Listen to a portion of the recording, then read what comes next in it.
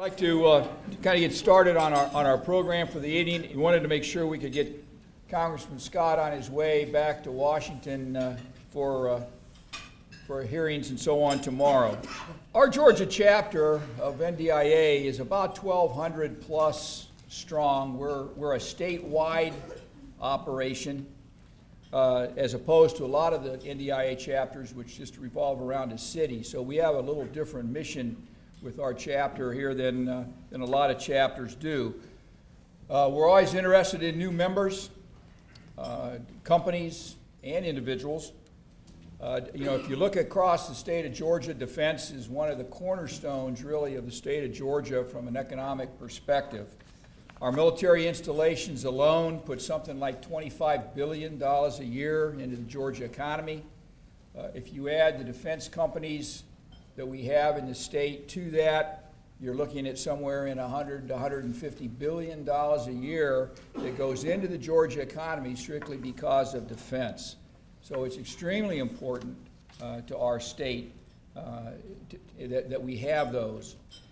And NDIA then becomes a very, very important organization, since our organization is really based on the advocacy of those defense companies. We're a pretty active chapter.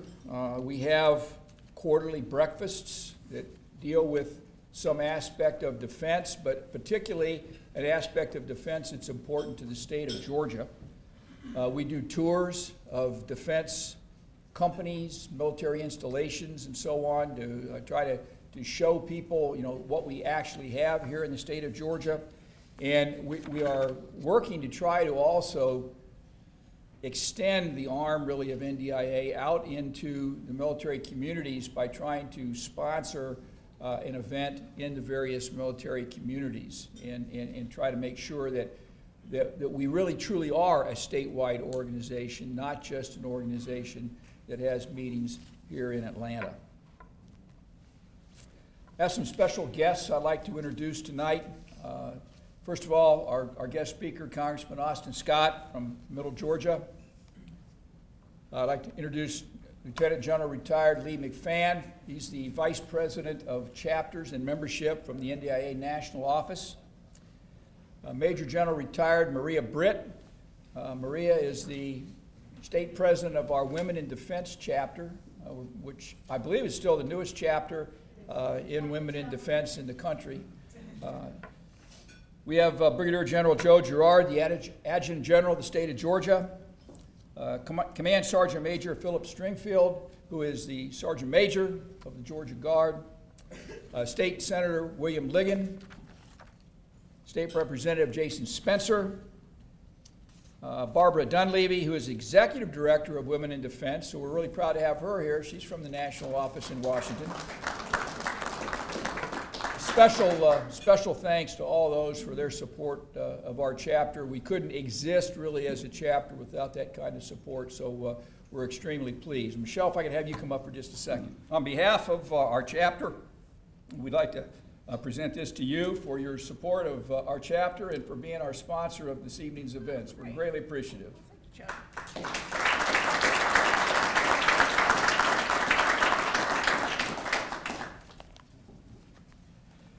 Now it's my privilege to introduce Lieutenant General Retired Lee McFan from our national headquarters. General McFan is an Air Force officer who is interestingly qualified as both a navigator and a command pilot. He has over 4,400 hours in a variety of aircraft. He's commanded virtually all levels of the Air Force. He's held staff positions at the Headquarters Department of the Air Force. He's a Joint Staff Officer, having worked for 2 combatant commands. And he currently serves as NDIA's Vice President for Chapters and Membership. So, General McFan, I'd like to introduce you, and General McFan is going to introduce our guest speaker. This is very vain for a pilot, but I have to wear glasses to see this. Chuck, thanks for that kind introduction. Congressman Scott, thank you for taking time to be here today. And I'm repeating Michelle, but thank you and your company for helping us out here.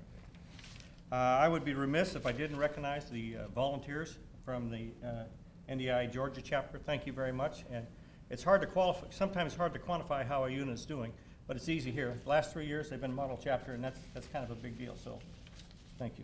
It is my pleasure to introduce you, sir, as he's in his third term as representative for Georgia's 8th Congressional District.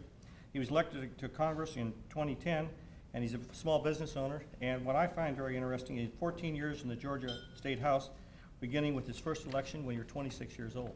I found that fascinating. I wasn't sure I was smart enough to get to work every day when I was 26. But I was an Air Force pilot, so that wasn't important. Okay, sir.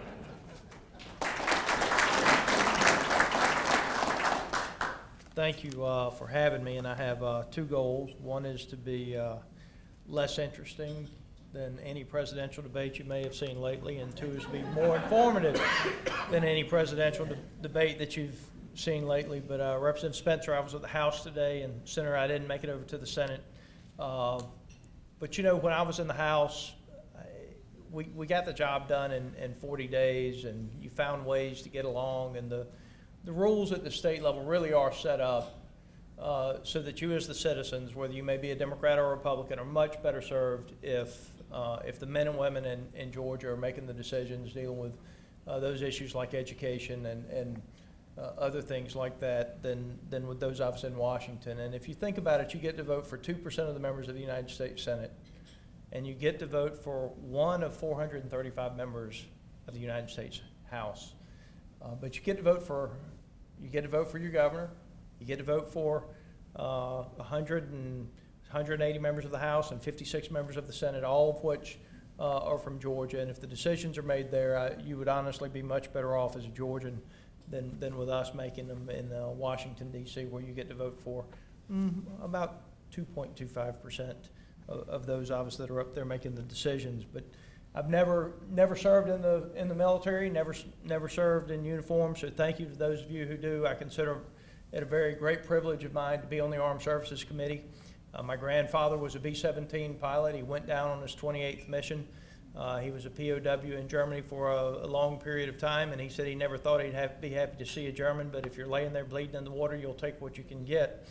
And I think about what he would tell me if I came home and asked him questions about a mission or something that we're looking at getting involved in before I ever cast a vote. And the thing that I think he would ask me anytime I ask him a question would be, well, son, have you made the decision to do what it takes to win it yet? Because if you haven't decided to win it, then don't get into anything where you go and get people killed and make people's lives worse than they were before you started it. And I think that's a problem we've got in the United States right now, is that we're quick to engage, but in many cases when we engage, we haven't made the decision to do what it takes to win those actions sooner rather than later.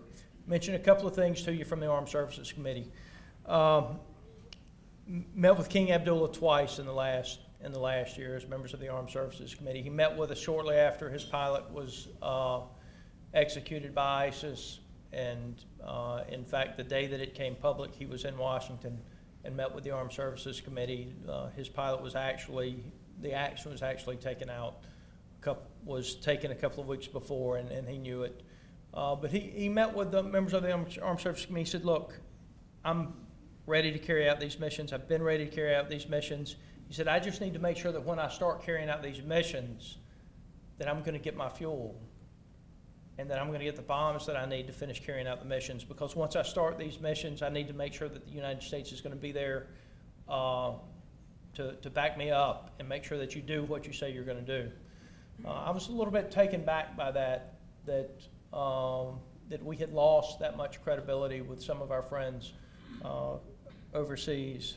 He met with us a couple of weeks ago again. It was actually the day of the State of the Union.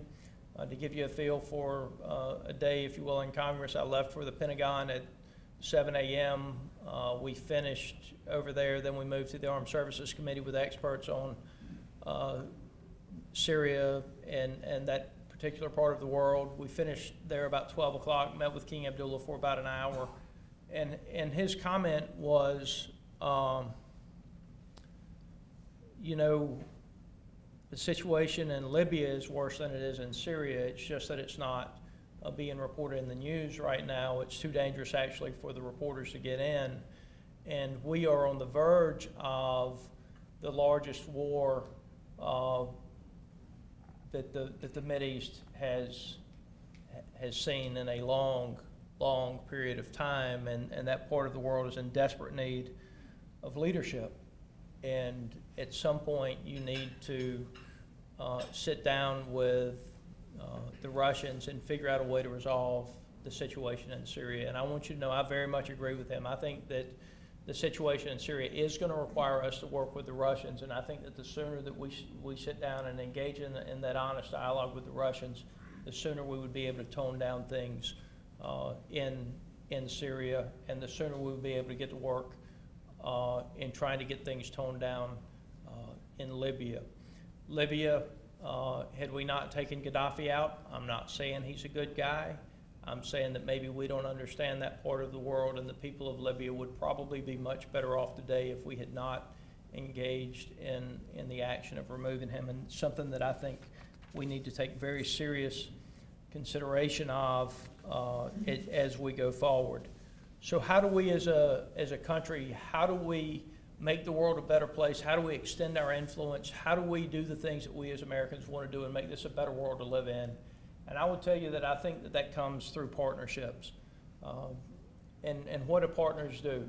Good partners do what they say they're going to do. And for us as a country, I think that's the key to it. We have to do the things that we say we're going to do if we're going to make the world a better place. I use the country of Africa as an example. 54 countries, 1.1 billion people. We have approximately 1.5 million in uniform in the United States. Africa, I think I called it a country. It's actually a continent. I apologize.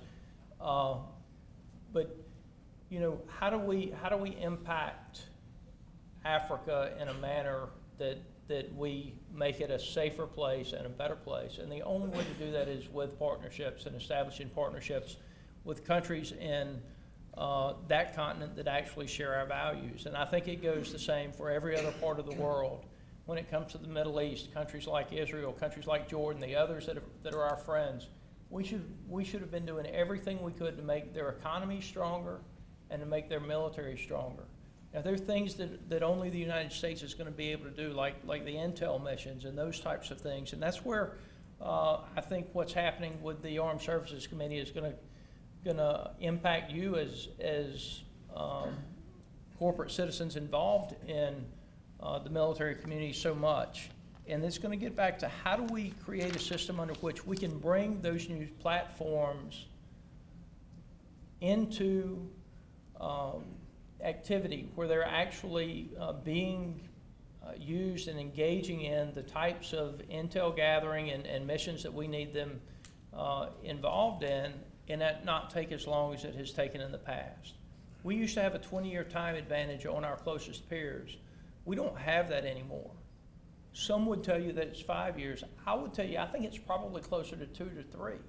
They're able to field their equipment so much faster than we can that by the time we get our equipment that's supposed to be state-of-the-art to the field, it's no longer state-of-the-art. We can't continue to do business that way. It means that we're going to have to move faster. It means that we're going to have to be more diligent than what we do. It means there are going to be tremendous opportunities out there for small businesses and people who are young, who have these brilliant ideas that none of us would have ever thought were even possible. And it means that we're going to have to be allowed to make some mistakes. We're not going to be able to bring forward the best technologies in the world without making some mistakes. We can't judge our contractors to a standard of perfection. It's simply not possible to do the things that we need to do if we're judging to a standard of perfection. Now, I want to mention something real quick to you about the budget. I think what the president's budget is going to do, and this is a concern I think for everybody in this room, I think he's going to maintain the top line of $610 billion.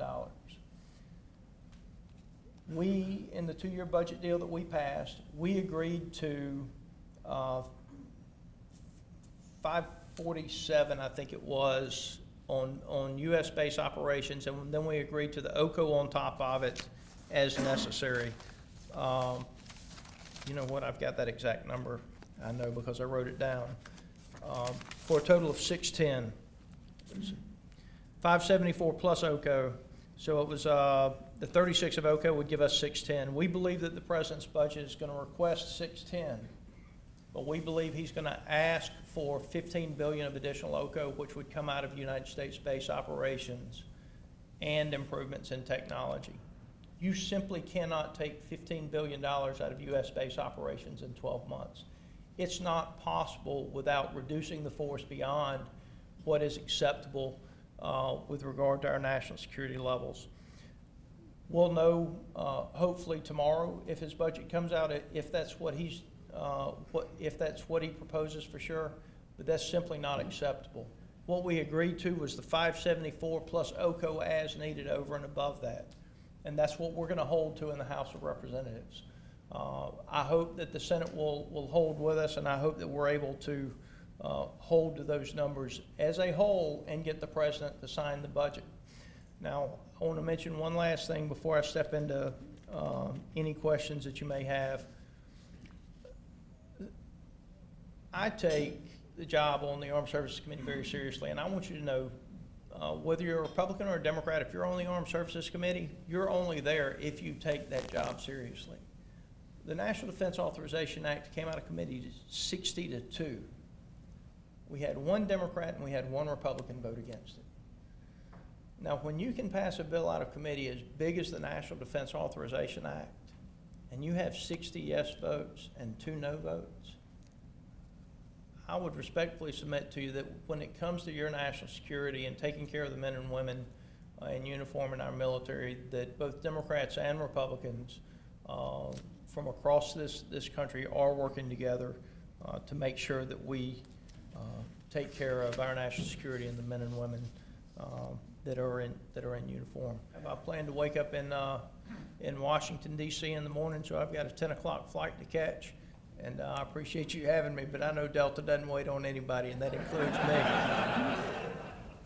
Well, thank you, Congressman Scott. We greatly appreciate your being with us tonight. It's always great to get the view from the national level, especially during the turbulent times that we face at the present time, and especially on an issue that's as important as the defense of our country. Now, the real purpose of tonight's event is to present our annual awards. We started our awards program last year with just one award, the Volunteer of the Year Award, and we expanded it this year in an effort to try to honor people and companies from around the state that have shown a level of excellence in the area of defense, and particularly in the areas of the industry that are important to the state of Georgia. The National Defense Industrial Association at the national level has 36 divisions that focus on a myriad of areas in the defense industry. Over the past few years, our chapter has begun creating committees that mirror these national divisions. Our idea was to create committees that could assist, advise, and generally work in concert with the national divisions in areas of the industry that are important to us in the state of Georgia. Except for our Citizen Soldier of the Year Award, which honors a person or company for their outstanding contribution toward increasing public awareness of and support for our national defense, our other awards actually mirror the committees that we have in our chapter. Our goal is to expand these committees over time to better serve the strategic posture of the defense industry in the state of Georgia. Brian, would you please come up and assist me with presenting tonight's awards? Our first award tonight is the Volunteer of the Year Award. No volunteer organization can be successful without the dedicated and selfless efforts of its leadership. Without them, the organization is merely a shell with few accomplishments. So it is important to recognize the individual achievements of members who make the organization go. The Volunteer of the Year Award does that by recognizing the significant contributions made during the previous year by the recipient to the long-term strategic posture of NDIA Georgia.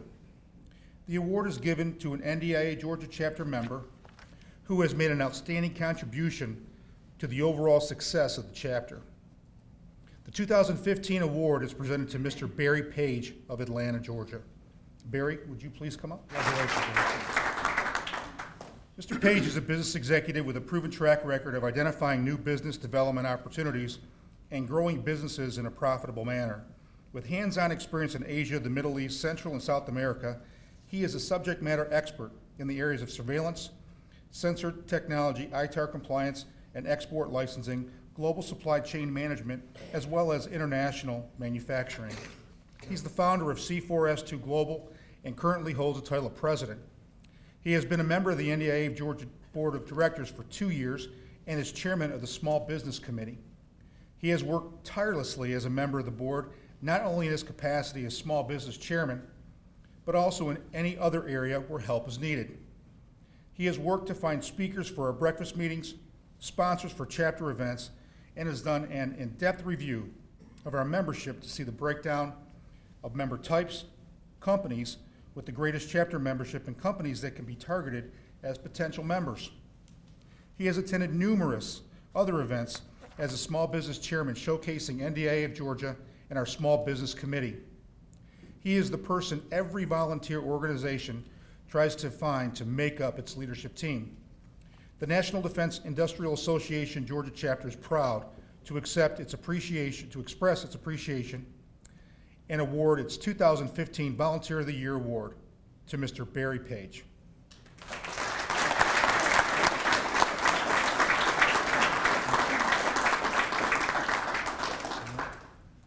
Thank you. Promise I'll only be here for a second. First, I want to take a second to thank my wife, Mary Ann, for accompanying me tonight, and also back in the back, my son, Bo, and his girlfriend, Sarah. First and foremost, I want to be about family. We can always find different careers and different jobs, but family comes first. It always has with me, and I'm just so thankful and appreciative that they're here with me tonight. I had an incredibly well-written acceptance speech on the back of a napkin. Unfortunately, I took it away with my food, so. No. But I'd like to say it's been this is very humbling and I'm very appreciative and thankful. This has kind of been the first time in my corporate career that I really feel like I've had the opportunity, and sometimes opportunity is what you make of it, but to really volunteer and thinking about volunteering with no intent or no ulterior motives, but just to try to give back and to be able to help specifically with small businesses and other initiatives that NDIA is involved in to try to help people such as myself who are trying to find their way in the world, so to speak, in the defense contracting industry in general. So it's been very rewarding. Would love to say that everything we've done has worked perfectly. It hasn't, but the board, I've just enjoyed so much working. There's a lot of people on the board a lot smarter than me, and I've learned a lot from them, and just look forward to moving forward in 2016 to even doing bigger and better things. I'll take just 1 second here to do the pitch for NDIA. I'll tell you myself, prior to joining, I really didn't know anything about it. Actually met Chuck. I think I remember him saying I was the only person at a large defense contractor that actually would call him back, but just am so impressed and have learned so much from Chuck, and the organization is great. So I would definitely encourage, if you're here and not part of NDIA Georgia, we want you, we need you.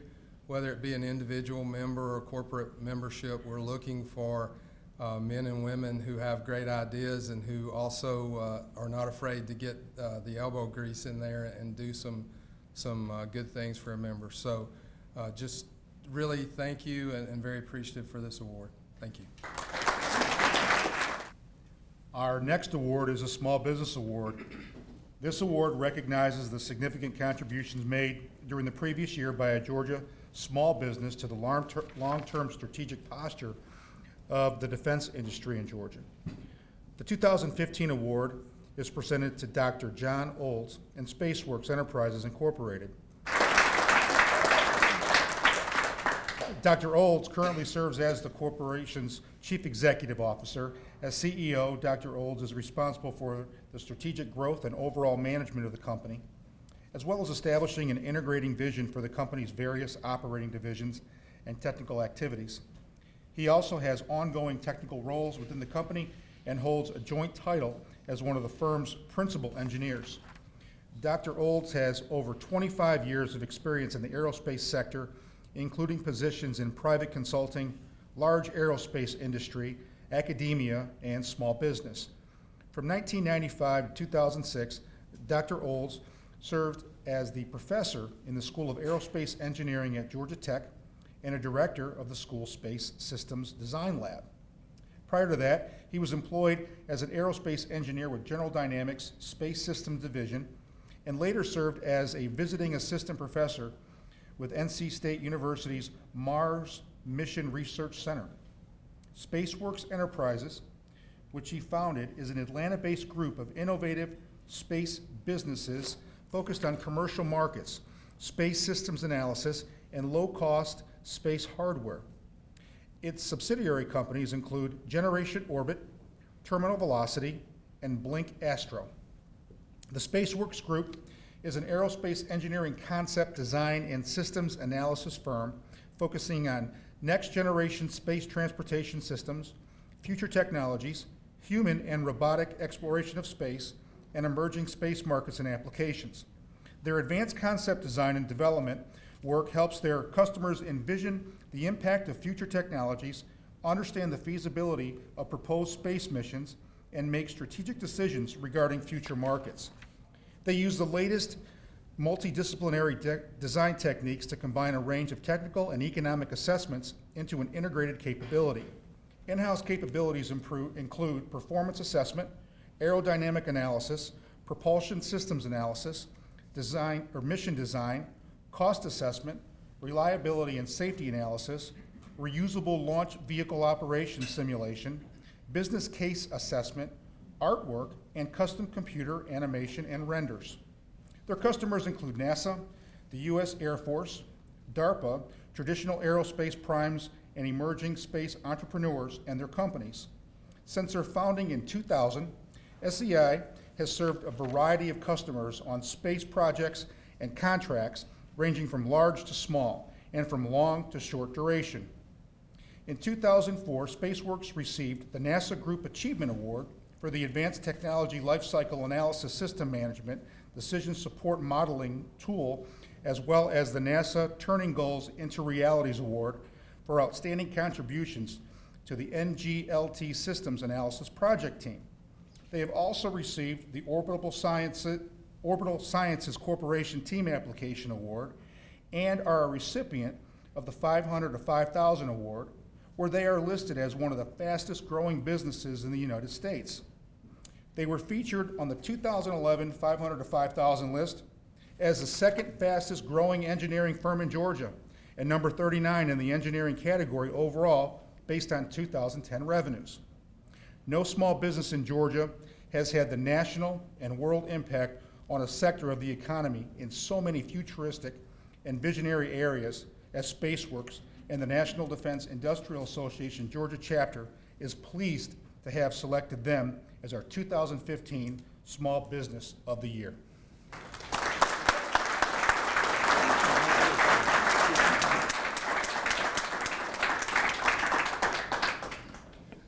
Well, thank you all, and thank you for that extensive, Brian, sort of review of our history.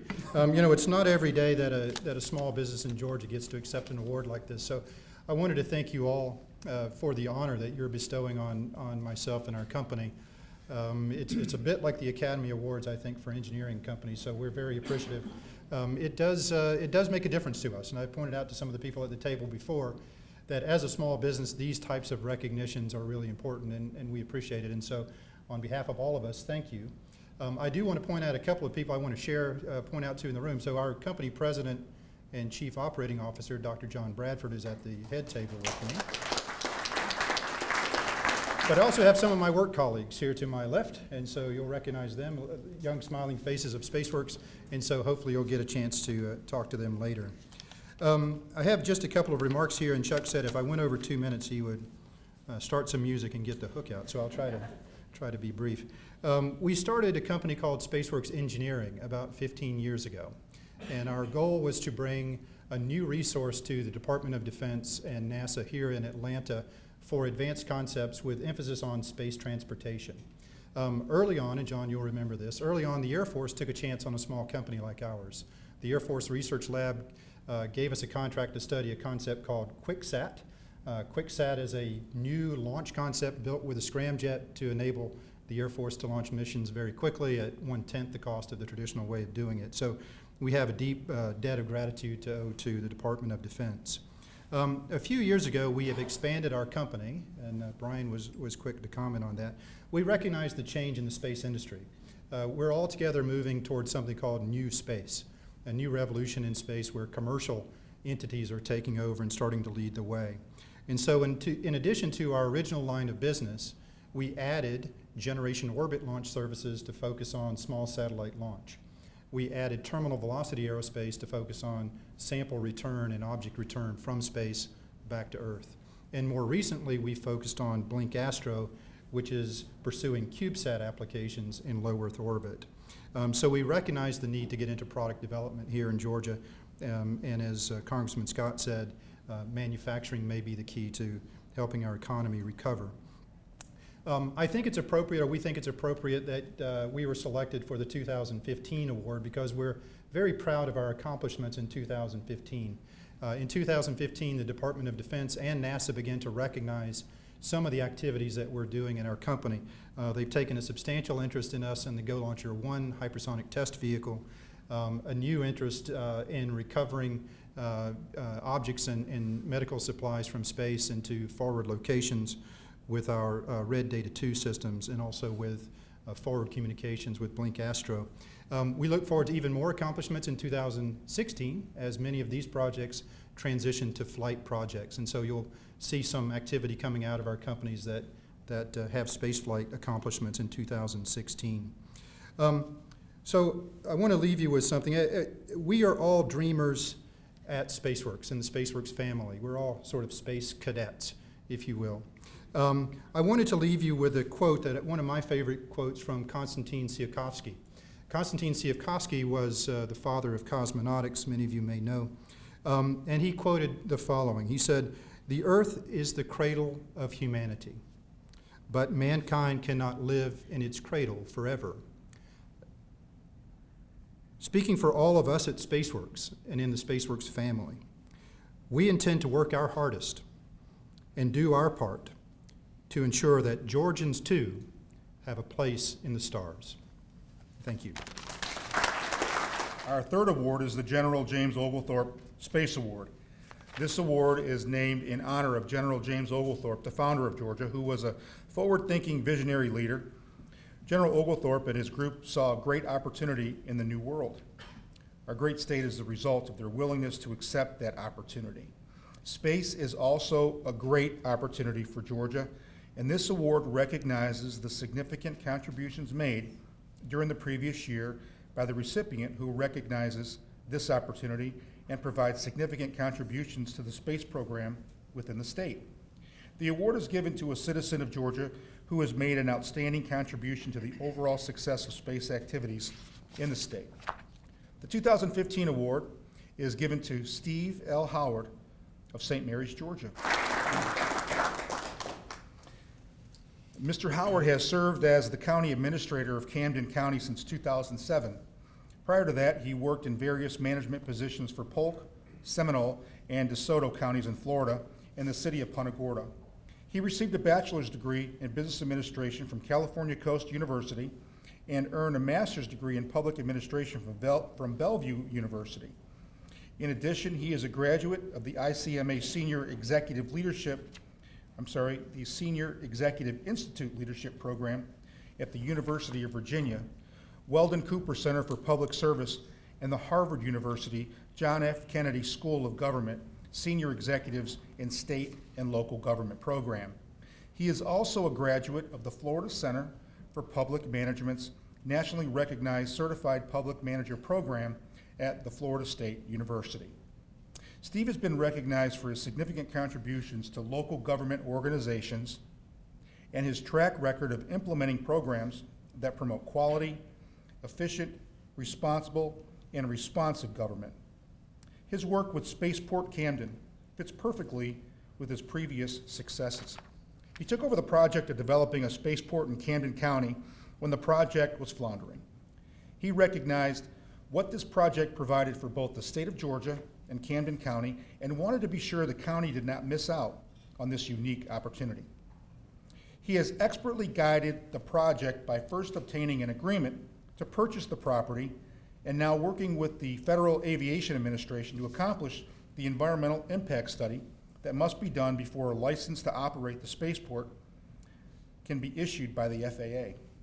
Numerous space company executives have said this property is the finest in the country for a commercial spaceport.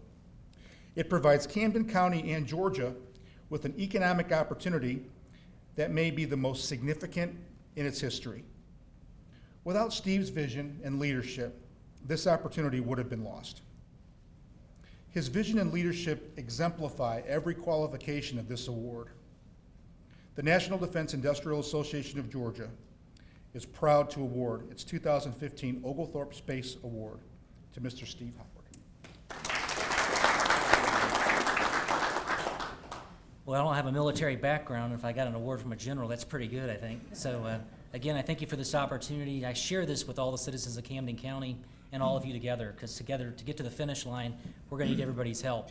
This is a once-in-a-generation opportunity for Georgia. It's a new frontier of economic opportunity that we must give our best for all Georgians. It's important to do that. So again, I need your help, your support. We can make history again. We got lots of opportunity to do that. Go to spaceportcamden.us. All this information is there.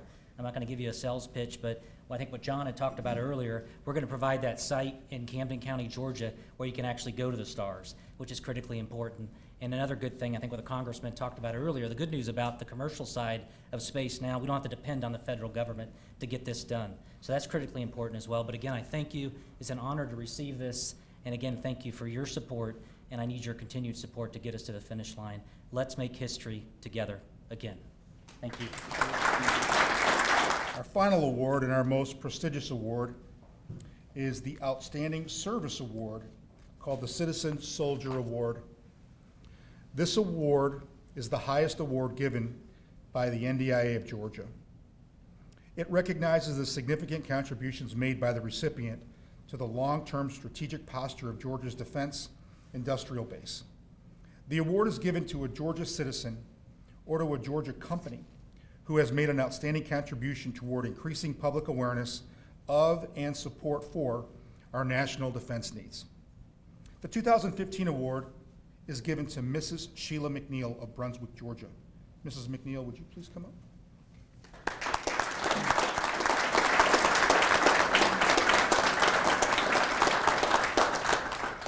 She's been a key player in defense issues for many years and continues to be one of Georgia's most influential defense voices at both the state and national levels.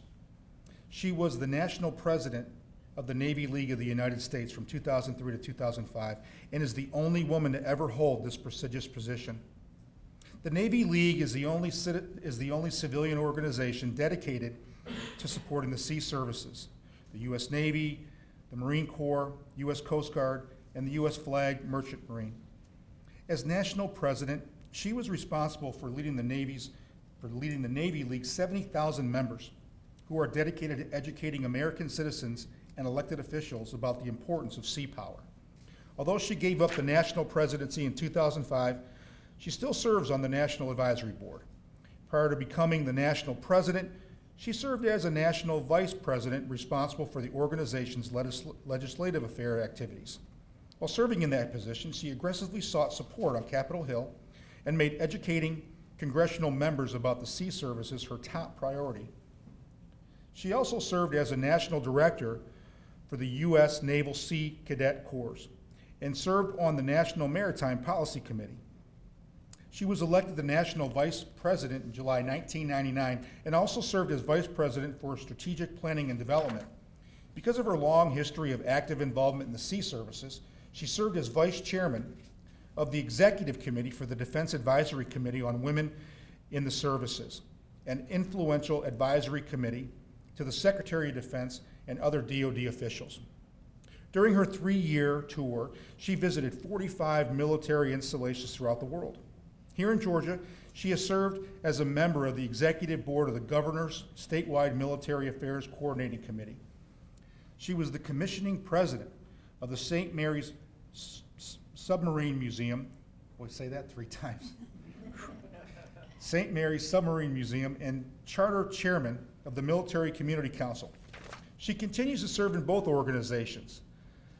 She was the co-chair of the USS Bancroft Sail Exhibit at Kings Bay to celebrate the 100th anniversary of the submarine force. She has been on the board of directors of the Chamber of Commerce in both Glenn and Camden counties. Georgia Trend magazine has named her as one of the 100 most influential Georgians.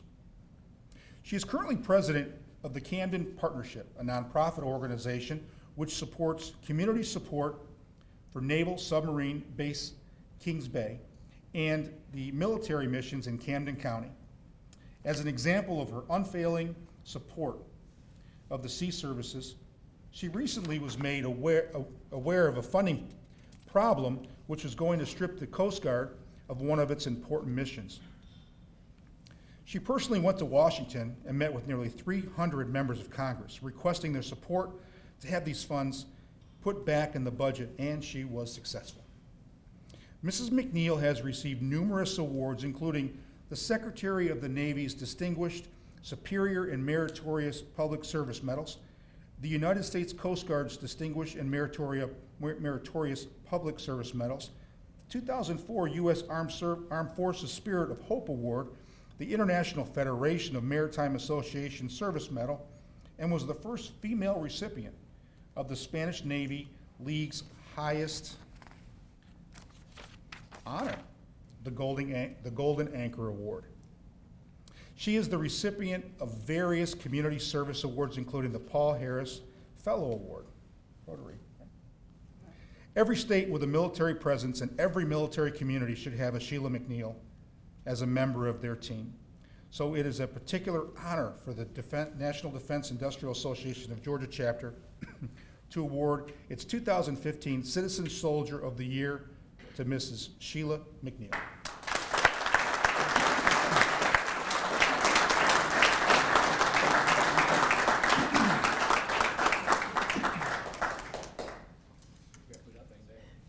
I'm not going to put it down. I'm going to hold on to it. I apologize. I've had laryngitis for about a week. It seems to be getting a little bit better. You know, there are a lot of surprises in the world, and a lot of times they're not good.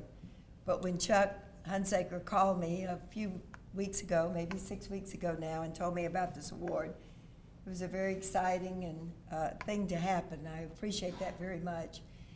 My entire life has been spent on support of our military, all branches when I was on the Defense Committee, and the industrial base and our national security. So I appreciate this honor. I thank you, Senator Ligon, for being here tonight, and Representative Spencer. Thank you both for being here. They're our representatives in our area. We appreciate that so much. I'm so glad you remembered to recognize your wife, because now I know to recognize my husband. And when I was national president of the Navy League, one of the first things they asked me at headquarters is, what are we going to do about the ladies' team? And I said, that's okay. My husband has already said he will host the ladies' tea. So don't ever talk to me about a menu. I care nothing about what we're eating or anything else, but be sure to go with my husband on the ladies' tea. And he was so gracious. He worked with him on that menu, and he was a great first gentleman for the 2 years I was national president. So he's been a great supporter. But I thank you very much for this award. Thank you for NDIA. It means an awful lot to me. I appreciate it. Thank you so much. It's really a privilege from our organization standpoint to honor these folks, and I think it's absolutely awesome that we have people like this in the state of Georgia that are this supportive of our national defense. It's just a privilege to be a part of it.